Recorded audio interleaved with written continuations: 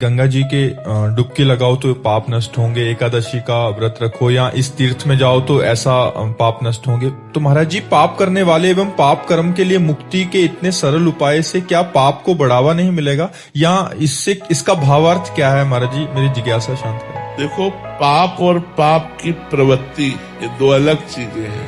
पाप नाश के तो आपने उपाय बताए, लेकिन पाप की प्रवृत्ति का नाश कैसे होगा? प्रवृत्ति का नाश नहीं हुआ तो गंगा न आया, फिर पाप किया। तीर्थ याटन गए, फिर पाप किया। तो हाथी के स्नान जैसा वो स्नान हुआ। हाथी स्नान किया, धूल भर के सूंड से फिर ऊपर डाल लिया, तो क्या स्नान किया? तो जब तक पाप की प्रवृत्ति का नाश नहीं होगा तब तक बात नहीं बनेगी। मुद मंगलमय संत समाजू, जो जग जंगम तीर्थ राजू। अगर संतों का अवगाहन कर लिया जाए तो करोड़ों बार गंगा स्नान का फल एक बार संत समागम है। क्यों? क्योंकि संत समागम सीधे पाप की प्रवृत्ति का नाश कर देता है, भगवान के चरणों में चित्त जोड़ देता है।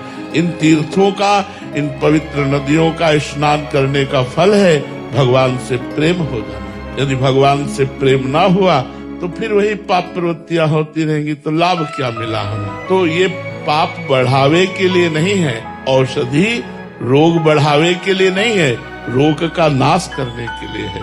गंगा जी आपकी बुद्धि को पवित्र करेंगी, गंगा जी आपको साधु समागम दिलाएंगी, साधु समागम आपको भगवान की रति प्रदान करेगा। भगवान की रति से पाप की प्रवृत्ति का नाश हो जाएगा, जन्म जन्म के पाप नष्ट हो जाएंगे। सन्मुख होए जीव मोहि जबहि, जन्म कोट यज्ञ नाश हो तो वही।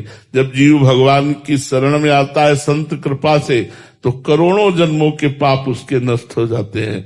इसलिए संत समागम सर्वोपरि है। संत समागम करो, अपनी बुद्धि को पाप की प्रवृत्ति से हटाओ, फिर गंगा स्नान करो तो आनंद प्राप्त होगा।